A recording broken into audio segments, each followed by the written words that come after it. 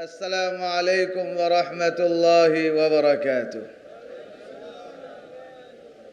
إن الحمد لله نحمده ونستعينه ونستغفره ونؤمن به ونتوكل عليه ونعوذ بالله من شرور أنفسنا ومن سيئات أعمالنا. من يهده الله فلا مضل له ومن يضلله فلا هادي له، ونشهد أن لا إله إلا الله وحده لا شريك له، ونشهد أن سيدنا وحبيبنا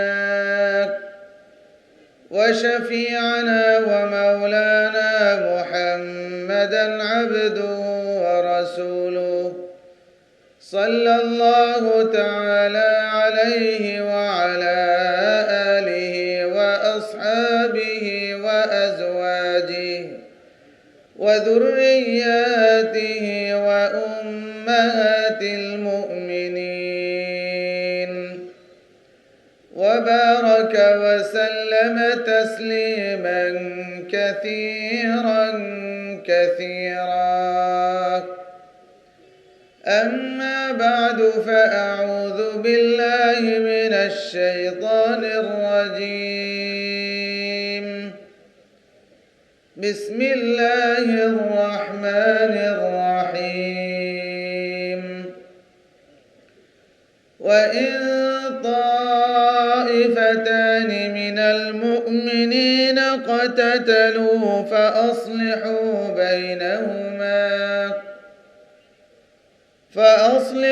بينهما فإن بغت إحداهما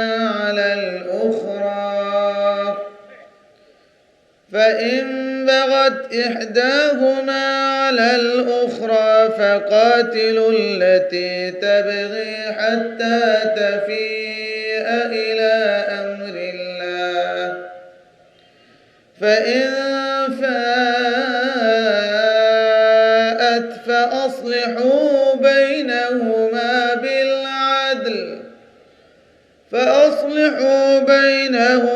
بالعدل وأقسطوا،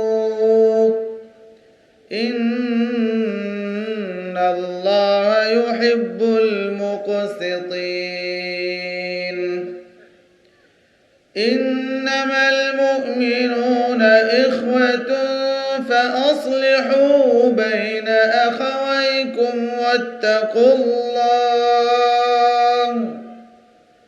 واتقوا الله لعلكم ترحمون. يا أيها الذين آمنوا لا يسخر قوم من قوم عسى أن يكونوا خيرا منهم، ولا تلمزوا أنفسكم ولا تنابزوا بالألقاب، بئس الاسم الفسوق بعد الإيمان،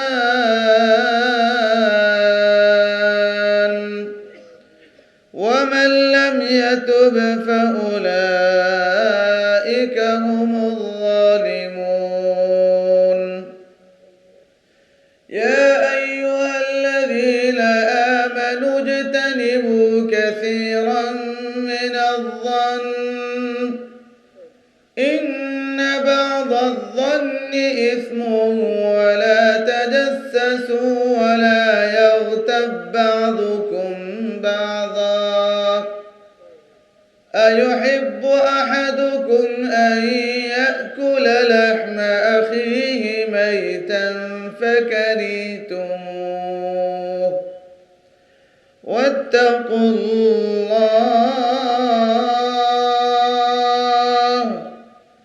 إن الله تواب رحيم. بارك الله لنا ولكم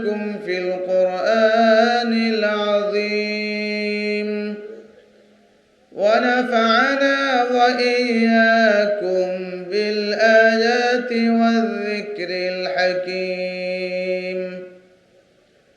وقال النبي صلى الله عليه وسلم: إياكم والظن فإن الظن أكذب الحديث، أو كما قال عليه الصلاة والسلام. صلى الله على سيدنا ومولانا محمد وعلى آله وأصحابه وبارك وسلم.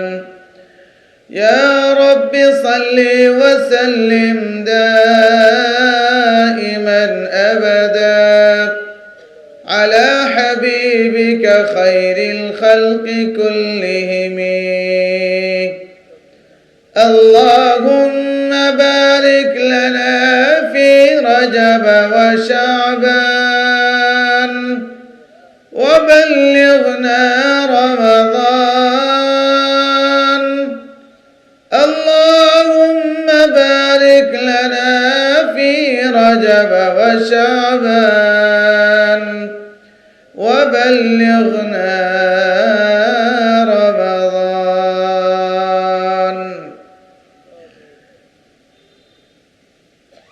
ঐতিহ্যবাহী জেলা মৌলভীবাজার দুর্লভপুরের ঐতিহ্যবাহী সংগঠন ইউনাইটেড ক্লাব কর্তৃক আয়োজিত 3 দিনব্যাপী তাফসীরুল কোরআন মাহফিলের আজকে দ্বিতীয় দিনের চলমান অধিবেশনের সম্মানিত সভাপতি, মঞ্চে উপস্থিত জাতির বিবেক বিজ্ঞ উলামায়ে কেরাম, আমার সামনে সমবেত দিন দরদি ভাইয়েরা, বাড়ি ঘরে অবস্থানরত পর্দানিশীন মা ও বোনেরা, রব্বুল আলামিন আমাদের সবাইকে কোরআনের এই মুবারক মাহফিলে উপস্থিত হওয়ার তৌফিক দিয়েছেন। আমরা সবাই বলি আলহামদুলিল্লাহ।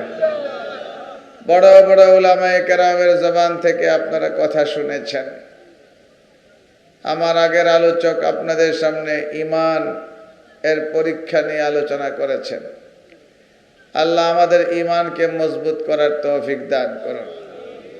ঈমান মজবুতের যত অন্তরায় আছে এগুলোর থেকে আমাদেরকে আল্লাহ পাক সাফ রাখেন। সবাই বলেন আমিন। আপনাদের যে সংগঠন কর্তৃক আয়োজিত, এটার নাম হলো ইউনাইটেড ক্লাব। বাংলাদেশে কত জাতের ক্লাব আছে? নাইট ক্লাব, ডে ক্লাব আসেনি। ক্লাব খালি রাত্রে কাম, দিনও কোনো কাম নাই। কিতা করে অন গিয়া নাইট ক্লাবে গেলে খালি ফুচকা আর ফুচকি পাওয়া যায়।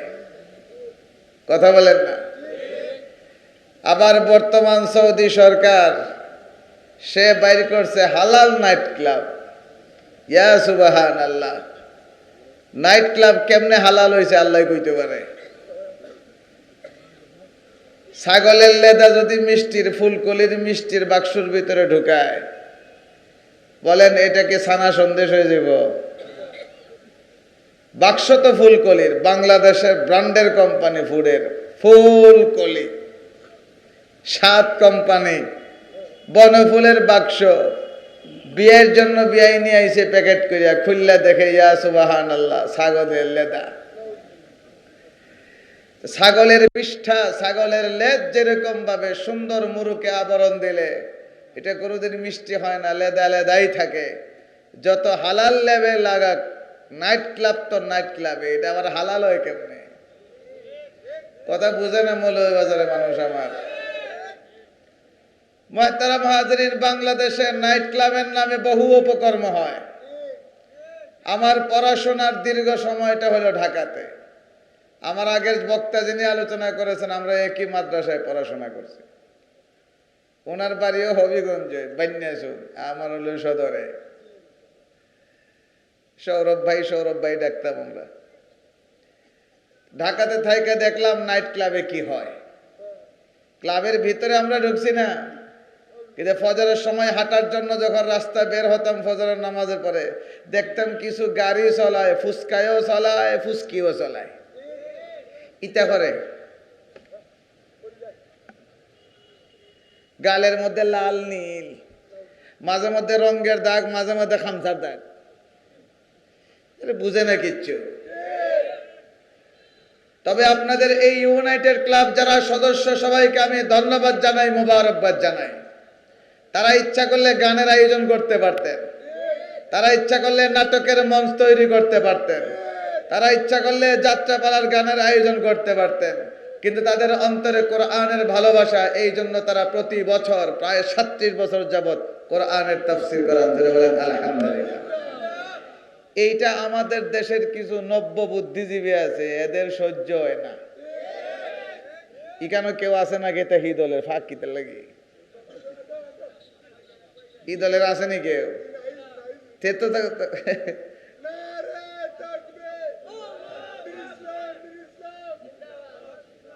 ওই একবার, ওই আরেকবার যদি হতে টেকা দিতাম না। সামনে আগে বসে, সামনে আরে বড় বড় বক্তারা রয়েছেন। আমি তো বড় কোনো আলোচক না, বক্তা না, কিছু না, এটা আমি বুঝি ভালো করে।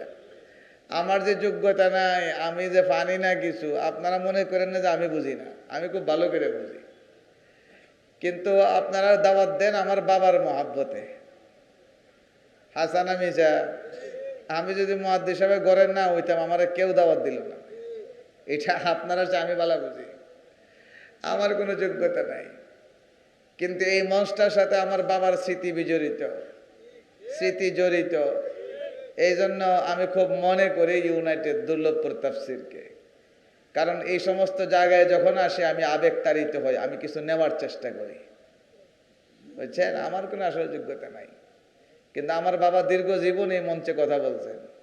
আরো এরকম কিছু মঞ্চ আছে সারা বাংলাদেশে, এগুলো আমি মিস করি না, যেগুলো নিয়মিত আমার আব্বা যাতায়াত করতেন, আমি ওখানে যাই। আপনাদের এখানে এটার জন্যই আসছি। কাজে আমি খুব বড় বক্তা না, বড় বড় বক্তারা আছেন। মুবারক সাহেব, ফরিদুদ্দিন আল মুবারক দামাত বরকাতুম, তিনিও আছেন, ইনশাআল্লাহ কথা বলবেন। আরো যেন কে কে আছেন, আমি অল্পই কথা বলবো। তো মুহতারাম হাজিরিন, এই যে ক্লাবওয়ালারা এখন তাফসীর করায়, বাংলাদেশের এক শ্রেণীর মানুষ আছে, এরা আসলে দেহটা ভাষাগতভাবে দাবি করে এপার বাংলার, কিন্তু তাদের কথার বাতায় বোঝা যায় এরা এপার বাংলার না, আসলে ওপার বাংলার। অনেকেই অনেক কথা বলেছেন। বাংলাদেশে এক মুরগি চূড়া আছিল, অনেক কথা কইত। আহা, কি লম্বা লম্বা মুস্তার, আর টকশোতে বসে বসে তার গায়ে যে কত জ্বালা ছিল, ওতে কেন অজু লেখা হয় দেখছেন আপনারা? এখন এক মুরগি চূড়া গেছে জেলে, এখন তারেক আরেক মামাতো ভাই বাইরেছে কিশোরগঞ্জের, ওর নাম হইল ফজলুল হক না ফজলুর রহমান যেন। বাবা রে বাবা, কি বক্তব্য তার! কিশোরগঞ্জে বাড়ি, মোল্লারা খায়া কোনো কাম পায় না, সারা রাত ওয়াজ করে আর খালি হেলিকপ্টার দৌড়ায়, টেহার খেলা, বাংলাদেশের সংস্কৃতি নষ্ট করে আলছে। কিশোরগঞ্জে বাড়ি আর কি, আগে গান হইতো, বাউল হইতো, মাজারে যাইতো, উরুস হইতো। এই মোল্লারা সারা রাত ওয়াজ করে, এখন গান হয় না। বাংলাদেশের সংস্কৃতি নষ্ট হয়ে গেছে। বাংলাদেশের সংস্কৃতি নষ্ট হয়েছে না, তোমার পায়জামা ছিঁড়ে গেছে। কথা কয় না? বাংলাদেশের সংস্কৃতি কাকে বলে? আপনি কি বুঝাতে চান? এই বাংলাদেশ এখন রাম বাবার দেশ না, এটা শাহজালালের দেশ, এটা শাহপরানের দেশ, এটা হুসাইন আহমদ মাদানির কদমের দেশ, এটা শেখে কৌরিয়ার দেশ, এটা শেখে বাগার দেশ, এটা শেখ বন্নবীর দেশ, এটা শেখ ফুলবাড়ির দেশ, এটা হাফিজ হুজুরের দেশ, এটা মুফতি আমিনের দেশ, এটা আল্লামা আহমদ শফির দেশ, এটা শেখে হবিগঞ্জের দেশ, জুনায়েদ বাবানগরের দেশ, এটা নূর হোসেন কাসিমের দেশ। এই দেশের সংস্কৃতির নাম আল্লাহু আকবার, এই দেশের সংস্কৃতির নাম হলো তাফসীর মাহফিল। যারা রঙিন স্বপ্ন দেখো, এই দেশের তাফসীর মাহফিল বন্ধ করবা, এখানের আওয়াজ বন্ধ করে দেবা, আজান, এখানের মসজিদ বন্ধ করে দেবা। আমি স্পষ্ট ভাষায় ঘোষণা দিতে চাই, যারা রঙিন স্বপ্ন দেখে এই দেশের তাফসীর মাহফিলকে বন্ধ করার, সভা সমিতি বন্ধ করার, কোরআনের তাফসীরকে বন্ধ করার যারাই চেষ্টা করবে, আগামী দিনে এপার বাংলায় থাকতে পারবে না, ওপার বাংলায় যেতে হবে, মোদির কুলে যেতে হবে। আরো জোরে গান। কতজনে কত স্বপ্নে দেখছে, সব স্বপ্ন কিন্তু বাস্তবায়ন হয় না। যদি বলেন ঠিক না ভাই ঠিক? ওই আমরা বাংলাদেশের বিশিষ্ট মুফাসসিরিন কোরআন হযরত আনসারী সাহেব আইছেন না এখানে কতবার, আনসারী সাহেব এক ওয়াজ করছিল ঢাকায়। তা আমরা কত স্বপ্নে দেখছি বাংলাদেশে, আগে ছোটবেলায় দেখতাম মাশাআল্লাহ কি সুন্দর বাথরুম টাইলস করা, বইয়া পেশাব করতেছে, কি মজা লাগতেছে। হঠাৎ করে যখন ঘুম ভাঙছে দেখি বিছনা মুত্তে খেতা বেজে লিছি।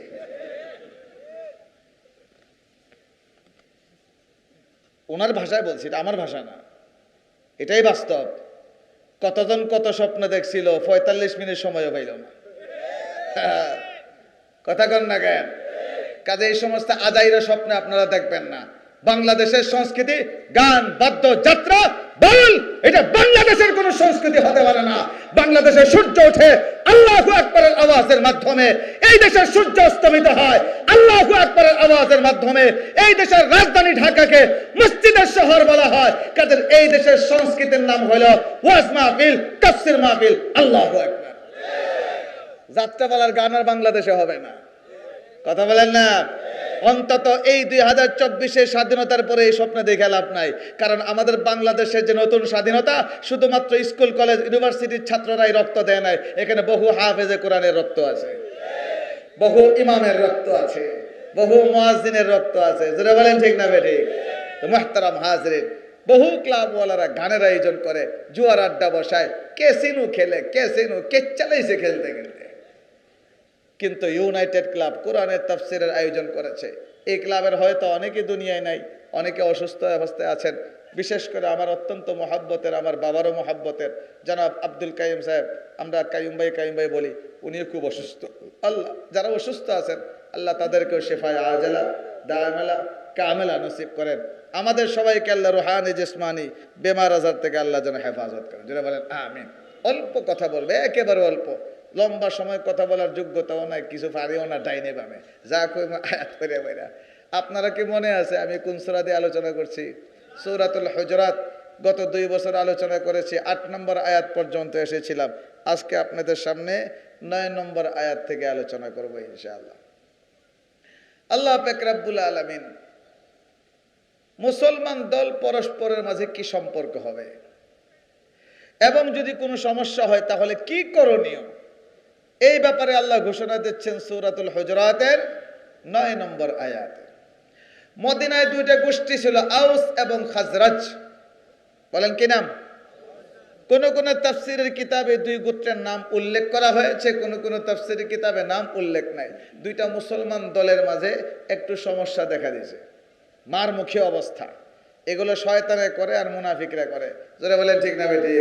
আমাদের বাংলাদেশেও কিছু মুনাফিক আছে, আমরার ভিতরে লাগাই দেয়। তাবলিগ জামাত কোনো রাজনৈতিক না, বুড়া বুড়ি না, নির্বাচন করে না, কিছু করে না, হে তাবলিগের ভিতরেও লাগাই দিছে। কথা কয় না? আসেনি না নাই? এখন সারা জীবন করলো ইকরামুল মুসলিমিন, এখন দেখায় ডান্ডাতুল মুসলিমিন। মাথার ফাগরিও আছে, পকেটে মিসওয়াক আছে, চামড়ার মোজাও আছে। মাশাআল্লাহ, দেখতে তো আল্লাহওয়ালা, কিন্তু যে সুন্দর করে আলেম ফিডাইছে টঙ্গীর ময়দানে, সুবহানাল্লাহ, লাগে বদরের যুদ্ধত নামে গেছে গিয়া। জোরে কোন নাউজুবিল্লাহ। আগে বিল্লাহ। আলেমের রক্ত ঝরায়, মাথার পাগড়ি, আলেমের গায়ে মুরব্বি তাহাজ্জুদ ওয়ালা সাদা দাড়িওয়ালা মুরব্বিদের রক্ত ঝরায়, কিন্তু পকেটে মিসওয়াক পায়, চামড়ার মোজা। এরা আমি বলি সবগুলো দেখতে দরবেশের মতো দেখা যায়, আমি বলি একটাও দরবেশ না, এগুলো সব হইল মুনাফিক। ধরছে বেশ, ধরছে বেশ চিনি বাংলাদেশও, বাংলাদেশের ধরছে বেশ চিনাইতে তো বেশি কিছু লাগে না। একটা এক্সাম্পল আমাদের সামনে আছে। আমাদের বাংলাদেশে একজন দরবেশ ছিলেন, উনি ধরা খাইছে 57,000 কোটি টাকা। বুঝে না রে মৌলভীবাজার মুসলমান, বুঝে না। দরবেশে কত টাকা ধরা খাইছে? 57,000 কোটি। দেখতে তো কি সুন্দর দাড়ি, সুবহানাল্লাহ, কালো চশমা, সাদা পায়জামা, সাদা পাঞ্জাবি, একবারে জান্নাতি পোশাক, সুবহানাল্লাহ। কিন্তু চুরি করছেন কত টাকা? 57,000 কোটি। বলেন দরবেশ না ধরছে বেশ?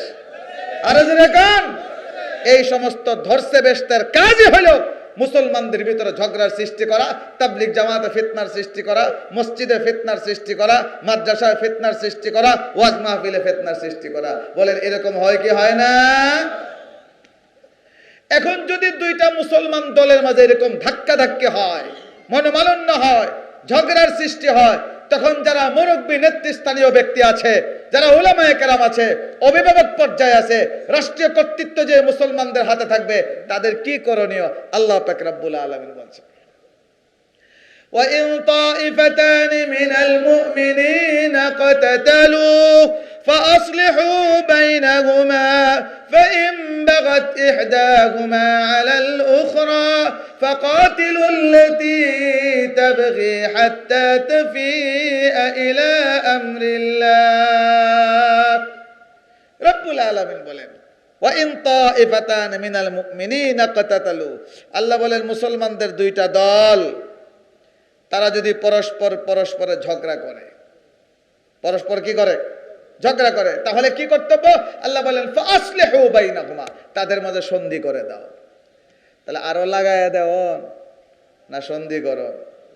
কিন্তু আমরার খাচ্ছত কিতা মাতুন না কিতা করে কোথাকায় বেচারা কথা প্রসঙ্গে কোনো কথা বলছে, মৌলভীবাজার কোনো হোটেলে ভাই এমনি আয়া লাগাই দিছে, কয় মিয়া ইবাটা কিরকম, খুব বালা, বালা তোমার যে বাস দিছি আসেনি খাচ্ছ, আপনি তারা বড় বিশ্বাস করেন, হে যেটা করে আপনারা শেষ করে নেবো আপনারা একবারে। এই খাচ্ছত, এই অভ্যাস আমাদের মাঝে আসেনি না নাই? যারা এই সমস্ত অভ্যাস, আপনার কথা আমার কাছে, আমার কথা আরেকজনের কাছে, এটারে বাংলাদেশ ভাষায় কয় তালাতালি। তালাতালি কোনোদিন উপরে উপরে না, এটা হয় তলে তলে। তালাতালি উপরে উপরে চলে না তলে তলে? আমরা বাংলাদেশে একজন তলে তলে থিওরিওয়ালা আছে, এখন তুকাইয়া পাওয়া যায় না, কথা কয় না, পাওয়া জানি। যিনি স্মার্ট বাংলাদেশের স্বপ্ন দেখতেন, স্টেজ ভেঙে ফেরিয়েছে, তলে তলে সব হয়ে গেছে। তালাতালি উপরে উপরে হয় না তলে তলে হয়? আর কোন মজলিসে একজন তাল্লা গাওরা ব্যক্তি যদি থাকে, তাহলে পুরা মজলিসের দোয়া কবুল হয় না। কেমনে দোয়া কবুল হবে? আমরা হযরত মূসা আলাইহিস সালাতু ওয়াস সালাম বৃষ্টির জন্য দোয়া কোঠাইছেন, মানুষজন নিয়া মজলিস বসাইয়া, ইউনাইটেড ক্লাবের ওয়াজ মাহফিলের মতো আল্লাহর কাছে দোয়া করতেছেন। বৃষ্টি নাই, খরা, ক্ষেত খামার সব জলে পড়ে ছারকার হয়ে যাচ্ছে, ছাগল ভেড়া সব মারা যাচ্ছে। হযরত মূসা আলাইহিস সালাম আল্লাহর কাছে দোয়া করেন, আল্লাহ বৃষ্টি দাও, আগিফনা আগিফনা, আল্লাহ বৃষ্টি দাও। অনেক ডাকতে ডাকতে ডাকতে ডাকতে কোনো লক্ষণ নাই বৃষ্টির। মূসা আলাইহিস সালাম তো অবাক হয়ে গেছেন, আল্লাহর পয়গম্বর দোয়া করলে তো অবশ্যই গ্রহণযোগ্য হওয়ার কথা, আল্লাহ জবাব দেওয়ার কথা, আল্লাহ কত মহব্বত করেন মূসা কালিমুল্লাহ, কিন্তু আল্লাহর পক্ষ থেকে কোনো সারা শব্দ নাই, বৃষ্টির কোনো আলামত নাই। মূসা আলাইহিস সালাম আল্লাহকে, আল্লাহ কি অপরাধ, কি অপরাধ আমার, এত টাকা ডাকছি। আমরা বাংলাদেশেও কইছে নানি, মাইরে উইরা সবকিছু গুলি করে মাইরা, কি অপরাধ ছিল আমাদের? আল্লাহ, এরকম মাসুম মানুষ আসেনি দুনিয়ার, সুবহানাল্লাহ। গুলি করে মাসুম বাচ্চা মারছে, কি অপরাধ আমাদের? শত শত হাজার হাজার হাফেজে কোরআনকে শাপলা চত্বরে রক্তাক্ত করছে, কি অপরাধ আমাদের? কোনো অপরাধ নাই। ওই কুমিল্লার এক বক্তা আছে, করে মাসুম। তো মূসা আলাইহিস সালাম তো এমন না, সত্যি আল্লাহকে জানতে, আল্লাহ কি অপরাধ, এত দোয়া করছি, বৃষ্টির কোনো খবর নাই। আল্লাহ পাক রব্বুল আলামিন, আপনার কষ্ট হইতেছে? মূসা আলাইহিস সালামকে ডাক দিয়ে বলেন, মূসা তুমি যতই দোয়া করো আমি বৃষ্টি দেব না। কারণ হলো তোমার এই মজলিসে একজন পাপী আছে, এই পাপীকে যতক্ষণ পর্যন্ত তুমি তোমার মজলিস থেকে না উঠাইবা, ততক্ষণ পর্যন্ত আমি আল্লাহ তোমার দোয়া কবুল করব না, আমি বৃষ্টি দেব না। এখন মূসা আলাইহিস সালাম ঠান্ডা নবী না গরম নবী? আমার বাপের মধ্যে কিছু আছে মূসা আলাইহিস সালামের জীবন, দেখছেন আপনারা? সুবহানাল্লাহ, উপায় নাই। আমি যখন প্রথম প্রোগ্রাম করে, আরেকদিন ডাক দেখুন কোনানো মতে মতে গুরাজ, বেশি প্রোগ্রাম করবে ঠেক বেগেলাম বেরিয়ে, কই গুরাজ মতে মতে ফরানিতে প্রোগ্রাম লাগছস। তো মূসা আলাইহিস সালাম তো গরম, রাগ করছেন, হ্যাঁ এত বড় স্পর্ধা, হাত নামায় চিৎকার শুরু করছেন, এই কে অপরাধী, বের হ আমার মজলিস থেকে, তোর কারণে দোয়া কবুল হয় না, বের হ। বাংলা একটা প্রবাদ আছে, কানা মনে মনে জানা।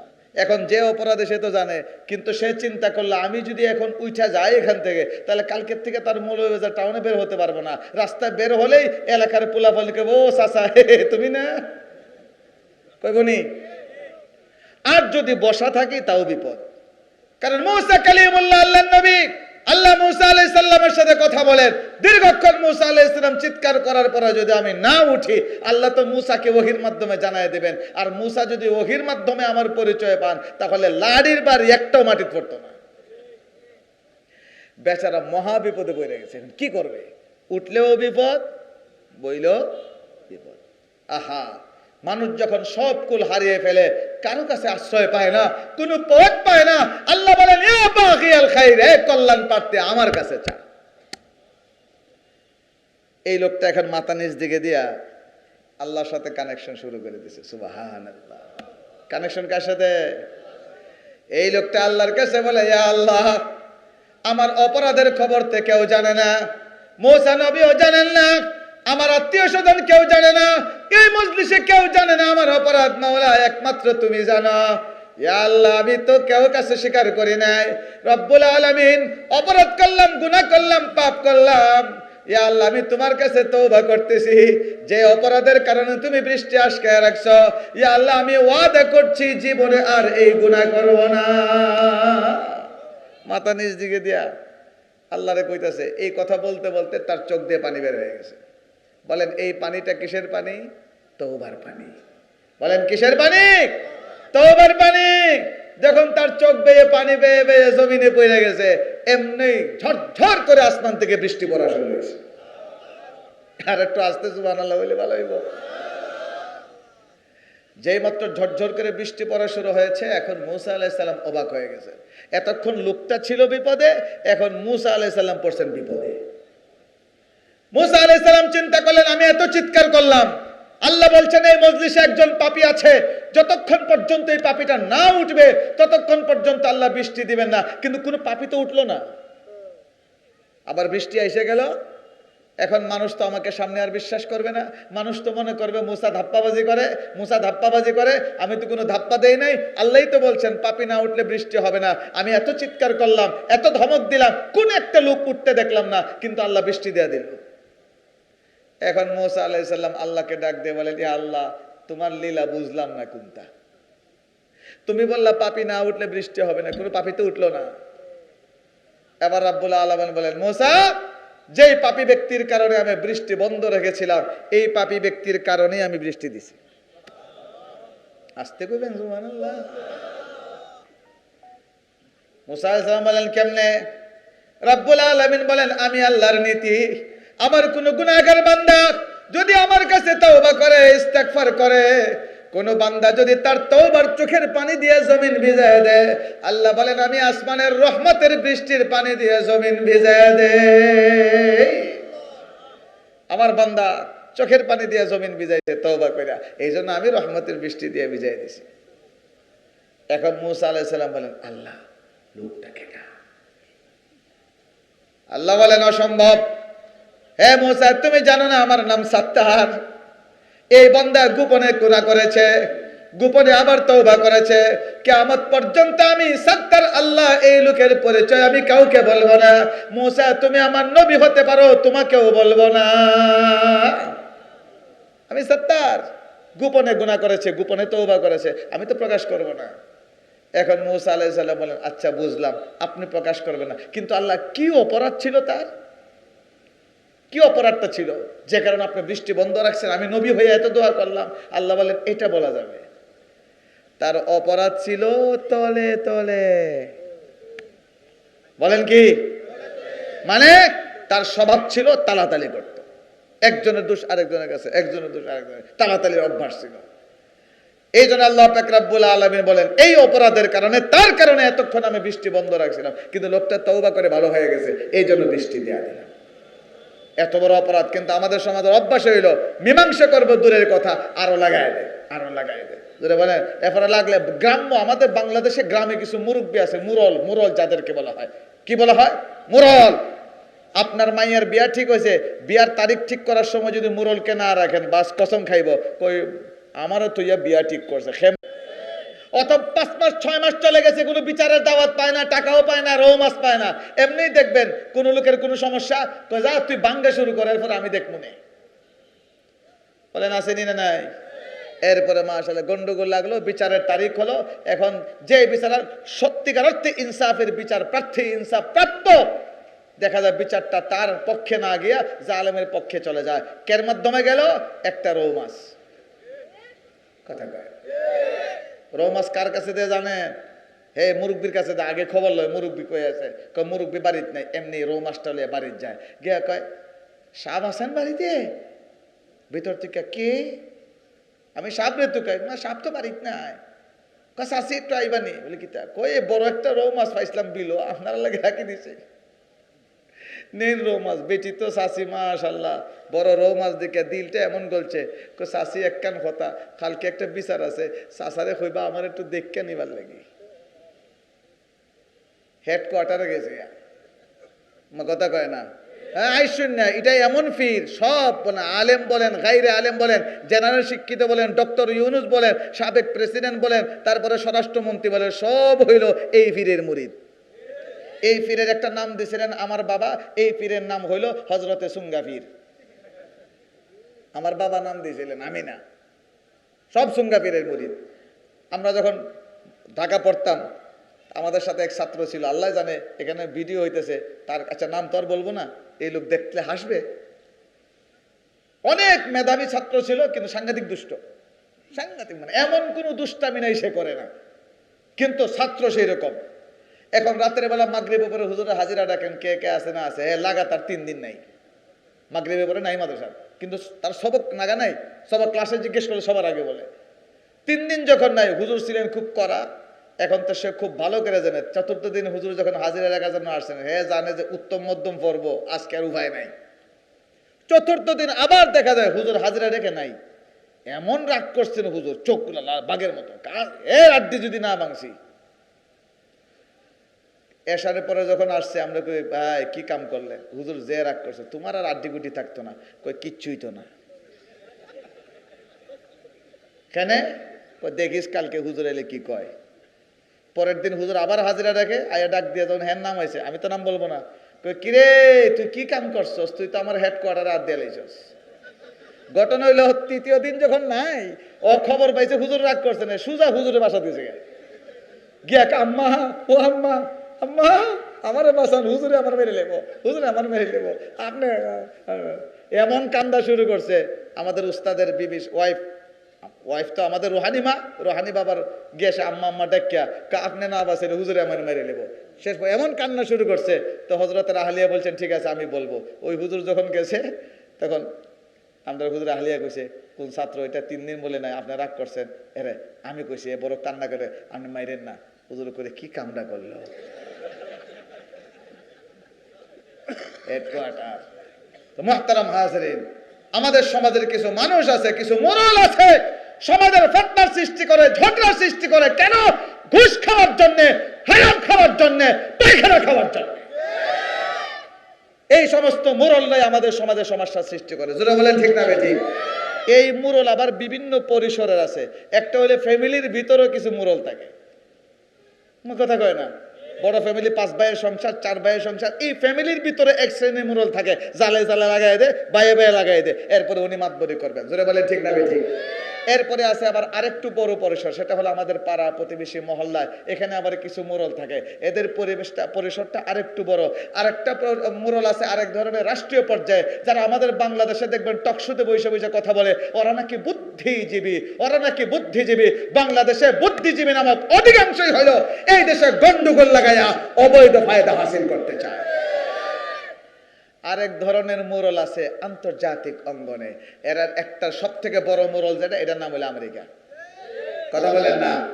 এই পৃথিবীতে ফিতনার গন্ডগোল সৃষ্টি করার জন্য আরেকটা মোরাল আছে, এই মোরালের নাম সব থেকে বেশি পারদর্শী, এটা হলো আমাদের পূর্বেকার সরকারের স্বামীর দেশ।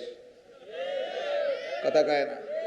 হ্যাঁ, এরা আমাদের দেশে এই সমস্ত আড়ালে অবডালে গোয়েন্দা সংস্থা, ইন্টেলিজেন্সের মাধ্যমে আমাদের সমাজে, মুসলমানদের ভিতরে, আমাদের রাজনৈতিক অঙ্গনে ওরা মারামারি আর ফিতনার সৃষ্টি করে। কেন? দলে দলে যখন ফিতনার সৃষ্টি করবে, তখন টুপ দিয়ে এসে তার অবৈধ স্বার্থ হাসিল করবে। জোরে বলেন ঠিক না বেঠিক?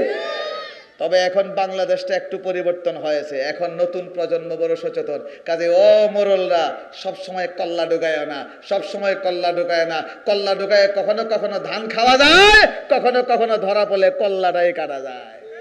আর যারা বলেন ঠিক না ভাই ঠিক? কাজে মুহতারাম হাজরিন, আল্লাহ পাক রব্বুল আলামিন পবিত্র কোরআনে বলেন, দুইটা মুসলমান দলে যদি ঝগড়ার সৃষ্টি হয়, ফিতনার সৃষ্টি হয়, মারামারির সৃষ্টি হয়, তোমরা এটাকে উস্কে দিও না, তাদেরকে উত্তেজিত করো না। আল্লাহ বলেন ফাসলিহু বাইনাহুমা, তাদেরকে সংশোধন করে, তাদেরকে সন্ধি করে দাও। সওয়াব আছে না নাই? আর যারা বলেন সওয়াব আছে না নাই? এইরকম মুসলমান দুই ভাইয়ের সংঘাত, মুসলমান দুই গোষ্ঠীর সংঘাত, মুসলমান দুইটা দলের সংঘাত, এই সংঘাতকে বন্ধ করার জন্য কেউ যদি তাওরিয়া কৌশলগত মিথ্যা না আসলে মিথ্যার মতো কথা বললেও যদি সংশোধন করে দেয়, সন্ধি করে দেয়, তবুও জায়েজ আছে। বলেন তবুও কি আছে? জায়েজ আছে। মনে করেন দুই বিয়ে লাগছে ঝগড়া, এখন এই বিয়ের গোষ্ঠী আছে, ওই বিয়ের গোষ্ঠী তুমুল ঝগড়া লাগছে, সামনে মারামারির আশঙ্কা আছে। আপনি যে বললেন আসসালামু আলাইকুম, অমুক কিতাব না বলে এগুলো তার মাতিও না, কিতাব সম্পর্কে বিয়ে কিন্তু যে ব্যক্তি কিতা হয়েছে কার হইও না। না স্যার আপনি ভুল শুনছেন, আমি তো কালকে তার লগে ফান্সিত বিয়ে খাইলাম, আপনার যে প্রশংসা করছেন সুবহানাল্লাহ, তাহলে আপনার আসি আপনি কিতাব শুনি। আর সেই বিয়াইরে গিয়া কইল আপনার যে বিয়ের লগে আপনার ঝগড়া এটা খেয়ে লাগায় আপনারে, আমি তার লগে কালকে দাওয়াত খাইলাম, তান যে সুন্দর মাত মাতলা, আর আপনার যে প্রশংসা তাই করছেন সুবহানাল্লাহ, আমি ফান্সিত বইয়া রুটি খাইতাম পারছি না, তার প্রশংসা শুনতে শুনতে আমার পেট ভরিয়েছে। বলেন এরকম যদি দুনো পক্ষকে বলে, সংঘাত গরম হবে না ঠান্ডা হবে? আর গরম হবে না ঠান্ডা হবে? আজকে তাবলীগ জামাত বড় আফসোস, যেই তাবলীগ জামাতের 100 বছরের ইতিহাস, সারা বিশ্বব্যাপী লক্ষ লক্ষ কোটি কোটি মুসলমান হেদায়েত পাইছে, আজকে এই তাবলীগ জামাতের ভিতরে মুনাফিক মার্কা কিছু ধরছে বেশ ঢুইকা তালাতালি কইরা তাবলীগ জামাতটাকে দুই খণ্ড করে দিয়েছে। জোরে বলেন ঠিক না বেঠিক? এখন আমাদের করণীয় কি আরো উস্কে দেওয়া, না সংঘাত বন্ধের জন্য দোয়া করা, চেষ্টা করা, বন্ধের জন্য দোয়া করা? হ্যাঁ, তবে যদি আকীদা বিরোধী কোনো কথা কেউ বলে, তার সাথে আমাদের আপোষ চলতে পারে না। আরো জোরে গান, আকীদা বিরোধী, আকীদা যদি খারাপ হয় তার সাথে আমরা একসাথে চলতে পারি না। আল্লাহ পাক রব্বুল আলামিন পবিত্র কোরআনে দৃষ্টান্ত দেখাইছেন। হযরত নূহ আলাইহিস সালাতু ওয়াস সালাম মহাপ্লাবন যখন শুরু হলো, চতুর্দিক থেকে পানি উঠতে শুরু করেছে, মহিলাদের চুলার ভিতর থেকেও পানি উঠতে শুরু করেছে। নূহ আলাইহিস সালাম বুঝে ফেলেছেন যে আর রক্ষা নাই। এখন হযরত নূহ আলাইহিস সালাম তার উম্মত বিভিন্ন প্রাণী জোড়া জোড়া নিয়ে নৌকায় উঠছেন। হঠাৎ করে দেখলেন নূহ আলাইহিস সালামের ছেলে, সে ছিল কাফের, এক কোনায় দাঁড়ায় রয়েছে। নূহ আলাইহিস সালাম নিজের সন্তান তো বড় দয়া হয়েছে, তখন ডাক দিয়ে বলছেন, ইয়া বুনাইয়া আরকাম মা'না ওয়া লা তাকুম মা'আল কাফিরিন, ক্বালা সাআওয়ি ইলা জাবালি ইয়াসিমুনি মিনাল মা, ক্বালা লা আসিমাল ইয়াউম। নূহ আলাইহিস সালাম বলেন, হে ছেলে আজকে বাঁচতে পারবে না, আজকে আমার এই জলযান ছাড়া, আমার এই জাহাজ ছাড়া আল্লাহর মহাপ্লাবন থেকে কেউ বাঁচাতে পারবে না।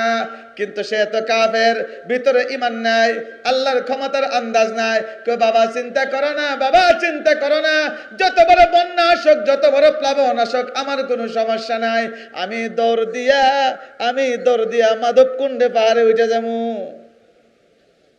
নূহ আলাইহিস সালাম বলে, হায় পুত্র তুমি জানো না, কালা লা আসিমাল ইয়াউম, আজকে বাঁচানোওয়ালা কেউ নাই, সারাটা পৃথিবীর সমস্ত পাহাড় পর্বত সব পানিতে নিমজ্জিত হয়ে যাবে, তুমি জানো না। তো মুসা, হযরত নূহ আলাইহিস সালাম তার ছেলেকে ডাক দিলেন, আল্লাহ সাথে সাথে ডাক দিয়ে কন, নূহ, قال يا نوح إنه ليس من أهلك إنه عمل غير صالح। হে নূহ, তুমি আমার পয়গম্বর হতে পারো, হে নূহ তোমার সন্তান হতে পারে, কিন্তু সে তো ইসলাম গ্রহণ করে নাই, সে তো মুসলমান হয় নাই, তার ভিতরে ঈমান নাই। হে নূহ, তোমার নৌকার ভিতরে ঈমানদার ছাড়া আর কারো জায়গা হইতে পারে না। যদিও তোমার কলিজার টুকরা সন্তান, কিন্তু ঈমান না থাকার কারণে তোমার সাথে তার আপোষকামিতা চলতে পারে না।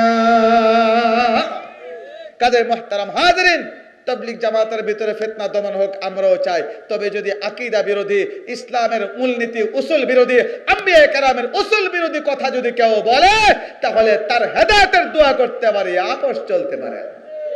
আরো জোরে কান।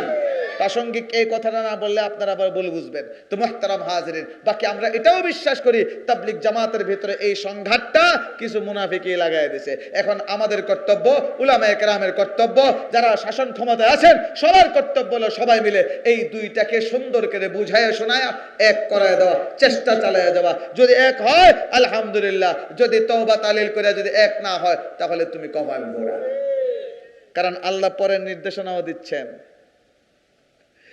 وَإِن طَائِفَتَانِ مِنَ الْمُؤْمِنِينَ اقْتَتَلُوا فَأَصْلِحُوا بَيْنَهُمَا فَإِن بَغَتْ إِحْدَاهُمَا عَلَى الْأُخْرَى فَقَاتِلُوا الَّتِي تَبْغِي حَتَّى تَفِيءَ إِلَى أَمْرِ اللَّهِ।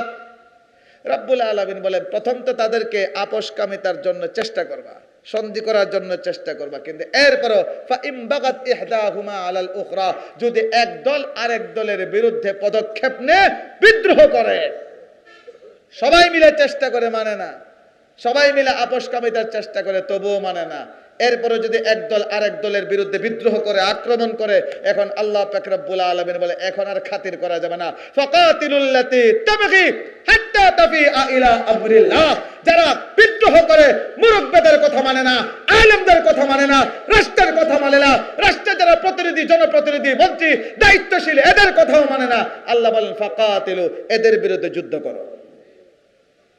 ও আমার ভাইয়েরা, কেমনে কেমনে মিলা যায়? উলামায়ে কেরাম কত চেষ্টা করলেন, তওবা করে নাই, বদ আকীদা বাদ দেয় নাই। এরপরে প্রশাসন চেষ্টা করছে, সুন্দর করে বন্টন করে দেয়া দিছে, আপনারা এতদিন মসজিদে থাকবেন, তারা এতদিন থাকবে, আপনারা এইভাবে ইজতেমা করবেন, আপনারা এইভাবে করবেন, সুন্দর মতে চলুক না। এরপরও যায়া টঙ্গীর ময়দানে মাদ্রাসার কচি কচি ছাত্র, উরা বুড়া মুরব্বী, উলামায়ে কেরাম, সাদা দাড়িওয়ালা মুসল্লি, তাহাজ্জুদওয়ালা, আল্লাহর নবী বলেন সাদা দাড়িওয়ালা একটা মানুষ যখন আল্লাহর কাছে হাত তুলে দুয়ার জন্য, আল্লাহ বলেন সাদা দাড়িওয়ালা বান্দার হাত ফিরিয়ে দিতে আমি আল্লাহর লজ্জা হয়।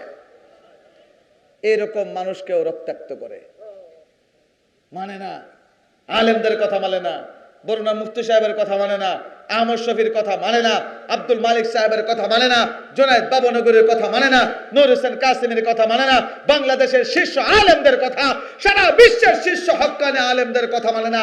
এরপরেও যারা পদক্ষেপ গ্রহণ করেছে, আলেমদেরকে রক্তাক্ত করেছে, নিরীহ মুসল্লিদেরকে রক্তাক্ত করেছে, আল্লাহ বলেন এখন আর খাতির করা যায় না, এদের বিরুদ্ধে যুদ্ধ ঘোষণা। বাকি যুদ্ধ কে করবে? United club. এই জিম্মাদারি আমাদের না, এই জিম্মাদারি হলো প্রশাসনের। কথা কয় না? এই জিম্মাদারি কার? আরো জোরে বলেন কার? আরো জোরে বলেন কার? প্রশাসনের দায়িত্ব ছিল যারা নিরীহ মানুষকে রক্তাক্ত করেছে, টঙ্গীর ময়দানকে কলঙ্কিত করেছে, ইজতেমার মাঠটাকে কলঙ্কিত করেছে, এদেরকে বাংলাদেশে সম্পূর্ণরূপে নিষিদ্ধ করা, এটা ছিল প্রশাসনের দায়িত্ব। কিন্তু বিগত প্রশাসন আরো ইচ্ছা করে লাগায় দিছে। আরো জোরে কান, কি করছে? আরো সংঘাত লাগাই দিছে। যারা মুসলমানদের ভিতরে সংঘাত লাগায়, যারা তাবলীগ জামাতে সংঘাত লাগায়, শুনে রাখো পরকালে তোমাদের কড়ায় গন্ডায় হিসাব দিতে হবে আল্লাহর আদালতে। আরো জোরে বলেন ঠিক না বেঠিক?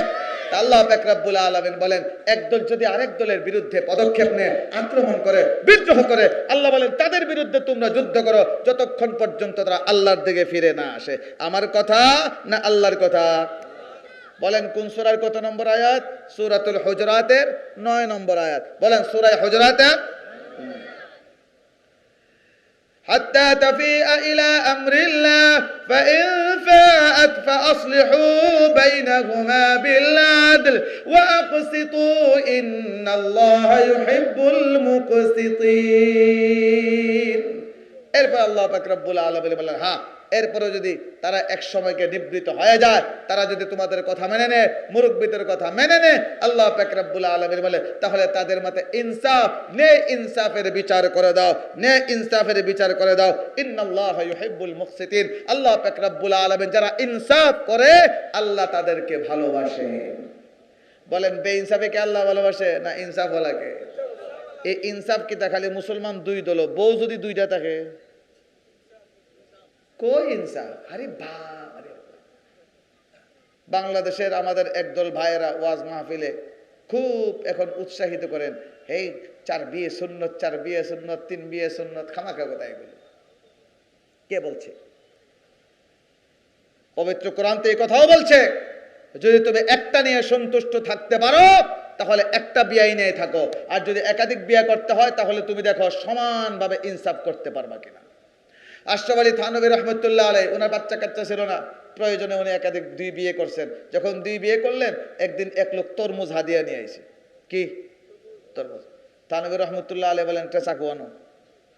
উনি চাকু দিয়ে তরমুজ কাটছেন, বলে একটা পাল্লা আনো। পাল্লাতে উঠাইছেন, সমানভাবে 2 টুকরা মাইপা খানকার মুরিদদেরকে বলছেন, কেউ যদি একাধিক বিয়ে করো, এইভাবে যদি পাল্লা দিয়ে মাইপা ইনসাফ করতে পারো তাহলে একাধিক বিয়ে করবা, আর যদি এরকম ইনসাফ করতে না পারো তাহলে একাধিক বিয়ে করবা না। জোরে বলেন ঠিক না বেঠিক? কিন্তু আমাদের সমাজে অনেকে একাধিক বিয়ে করে ঠিক, মাশাআল্লাহ, যারা পুরান বউ ওটার খুঁজ হইলে না, আর নতুন ডারে লয়ে গেছে সিঙ্গাপুর। বলেন আছে নি না নাই? এটা ইনসাফ না বেইনসাফি? আরো জোরে বলেন, ইনসাফ না বেইনসাফি? এইরকম বেইনসাফি যদি কেউ করে, উলামায়ে কেরাম এখানে আছেন, তাদের জন্য একের বেশি বিয়ে করা জায়েজ নাই। যদি ইনসাফ করতে পারো সমানভাবে, তাইলে কি করো? বিয়ে করো। তাহলে আল্লাহ তোমাকে ভালোবাসবেন। আর যদি একজনকে নির্যাতন করো, আরেকজনকে রানীর হালতে রাখো, আরেকজনে কামলা খাড়াও, আল্লাহ বলেন তোমাকে আমি ভালোবাসি না, কারণ তোমার মধ্যে ইনসাফ নেই। বলেন আমরা ইনসাফ করবো তো ইনশাআল্লাহ? আরো জোরে বলেন, ইনসাফ করবো মাশাআল্লাহ। হুজুর আইসুননি? আনাইলেন হুজুর, আনাইলেন? আমি তো আচ্ছা, আমি তো আজকে ফাও। মুহতারাম হাজিরিন, এরপরে শুনেন আল্লাহ কি বলে, 10 নম্বর আয়াত, ইন্নামাল মুমিনুনা ইখওয়াতুন ফাআসলিহু বাইনা আখাওয়াইকুম ওয়াত্তাকুল্লাহা লাআল্লাকুম তুরহামুন।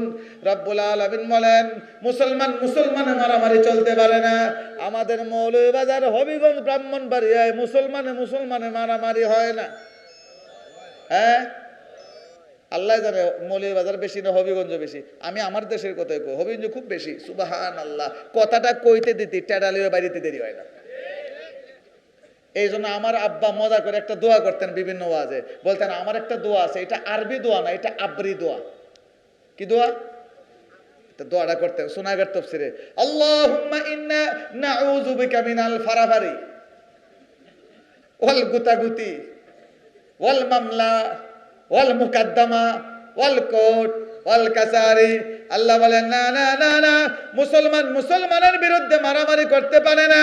মুসলমান তো পরস্পরের ভাই। আমাদের নবী বলেন, পুরোটা মুসলমান জাতি হলো একটা দেহের মতো। ইন্নামাল মুমিনুনা ইখওয়াতুন, সমস্ত মুসলমান হলো ভাই ভাই, সমস্ত মুসলমান হলো ভাই ভাই। আমরা বাংলাদেশে এক বক্তা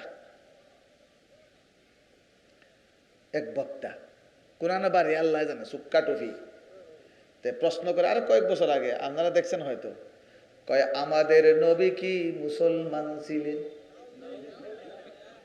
মানুষে কইছে জি, কয় নো, না কয় না, কয় নো। আমাদের নবীকে যে কেউ যদি মুসলমান বলে ভাই, কয়েকটা শ্রোতা আছে,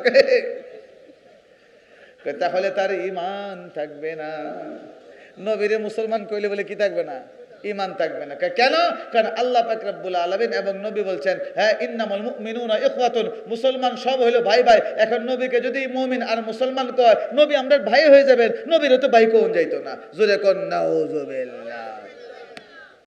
অথচ আম্বিয়া কেরাম হলেন, সারা পৃথিবীতে যত মুসলমান আছে সবার আগে মুসলমানকে, প্রত্যেক নবী হলেন সবার আগে মুসলমান। এবং কোন নবীর কাছে যখন আল্লাহ নবুয়তি দান করেন, এই নবুয়তির প্রতি এই নবীর উপরে দায়িত্ব হলো প্রথম ঈমান আনা। কাজে কোরআন যখন আমাদের নবীকে আল্লাহ দিয়েছেন, নবীর দায়িত্ব হলো সর্বপ্রথম নবী এই কোরআনের প্রতি ঈমান আনবে। এখন নবীরে মুসলমান কোন যাইতো না, ঈমান করে কে লেগে কা ইন্নামাল মুমিনুনা ইখওয়াতুন নু। কি আওল পাগল ছাগল তাসিরা ভাইরাস সব ইউটিউবের বদৌলতে, ফেসবুকের বদৌলতে, আর স্ট্যান্ড গান লইয়া এসে বাস ভিডিও কইরা ক্লিপ দিয়া ছেড়ে দিলাম, তো ভাইরাল হতো, ভিজিট কত 60,000। আমি দুষ্টামি করে কইছি, আরে স্ট্যান্ড গান থামো, দেখছেন সাইজে কেমন আমার ভাই, খেয়াল করছেন নি আপনারা? এটা হলো এই জমানার গর্দেশ। মুরব্বিও মানে না, দাড়ি পাখনাও মানে না, উস্তাদও মানে না, কিচ্ছুই মানে না। আমি মজা করে গেছে চাইছে কেমনে, কিচ্ছু কইলাম না ভদ্রতার খাতিরে। এই হলো আমাদের সমাজের অবস্থা। কারণ যে ঠাকুরে লইয়া গড়ায় এদের আরেক বেয়াদব। অধিকাংশ ইস্টার্ন জ্ঞানওয়ালা বক্তা হলে বেয়াদব। এখন এই সমস্ত বলি দিকেই তো আমি ভালো না, চাইছে কেমনে। এখন যা মন চায় ইউটিউবে কয়, যা মন চায় ফেসবুকে কয়। কাজে মুহতারাম হাজিরিন, আল্লাহ পাক রব্বুল আলামিন বলেন, ইমানদাররা বলেন ভাই, কথা কয় না, বাপও ভাই, চাচাও ভাই। আল্লাহ হুজুরা এসে পড়ছেন, একটা ছোট্ট কথা বলে শেষ করব। আমি মুরব্বীরা বসে কথা বলে বলবো না। এই যে ফখরে বাঙ্গাল রহমতুল্লাহ আলাই যখন উজানি বিয়ের ঠিক হইল, হ্যাঁ, উজানি পীর সাহেবের মেয়ের সাথে, উনি শুনছেন বড় আলেম ফখরে বাঙ্গাল। উনি বলেন কেমন বড় আলেম আগে চেক করবো। কারি ইব্রাহিম সাহেব রহমতুল্লাহ আলী। এখন দেখা হয়েছে ফখরে বাঙ্গাল রহমতুল্লাহ আলীর সাথে। দেখে আমি, তুমি নাকি বড় আলেম, তোমাকে একটা প্রশ্ন করি, তোমার আব্বা তোমার কি হয়? কত বড় আলেম? আমার আব্বা আমার ভাই। উনি বলেন জামাই। ঠিক আছে, কথা বলেন না কেন? আদমের সন্তান হিসাবে, ইমান হিসাবে, ইসলাম হিসাবে বাপ চাচা ছেলে সব কি ভাই ভাই। আর রক্ত সম্পর্ক হিসাবে কেউ বাবা, কেউ চাচা, কেউ নানা, কেউ ভাই। ঠিক না বে ঠিক? তো আমার মুহতারাম হাজিরিন, আমার মুহতারাম হাজিরিন, অনুরোধ করব, আমাদের বিশেষ করে সিলেট বিভাগ, এর মাঝে মৌলভীবাজার কিছু এলাকা, হবিগঞ্জের কিছু এলাকা, কিশোরগঞ্জের কিছু এলাকা, সুবহানাল্লাহ কথাটা কইতে দেরি আর টেড়ালে বাড়িতে দেরি হয় না। এগুলো যেন না থাকে। আমরা সব কি ভাই ভাই। কাজে কোনো যদি সংঘাত হয়, ভুল বোঝাবুঝি হয়, ফিতনার সৃষ্টি হয়, তাহলে ইনশাআল্লাহ আমরা এগুলো সমাধানের চেষ্টা করব।